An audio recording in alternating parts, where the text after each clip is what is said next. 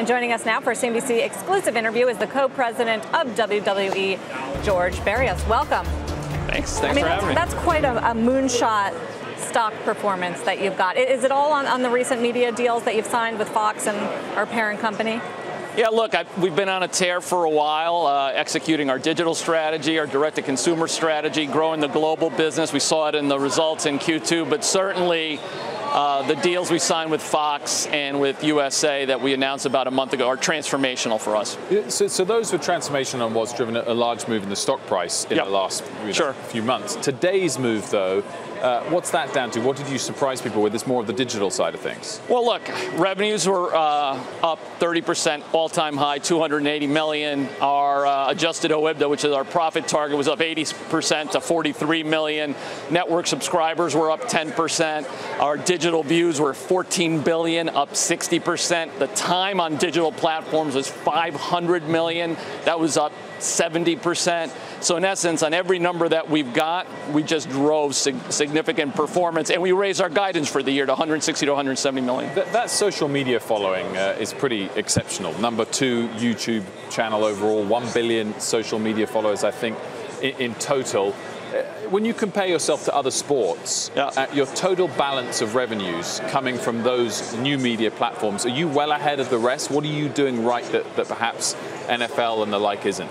Yeah, look, on the revenue side, we don't know. They're private companies, right? So you don't see that. What we do know is the scale, the billion that you mentioned, the fact that we're 5 times the NBA on YouTube in terms of consumption, and then they're number 2 sports. We're number 1 sports. We're number 2 overall in the world.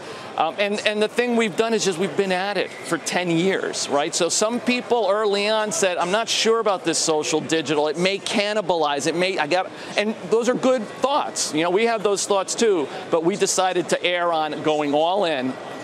And at the end of the day, we set the strategy, put the resources in place, worked like crazy, and that's where we are today. Well, you also made a shift from pay-per-view to subscription business. That's different, right? So one was on YouTube, Facebook, our own and operated. The other element, you're right, we took a business that we thought had been, well, we knew it had been great, had probably become a little bit anachronistic, given the way content was being consumed. We took that.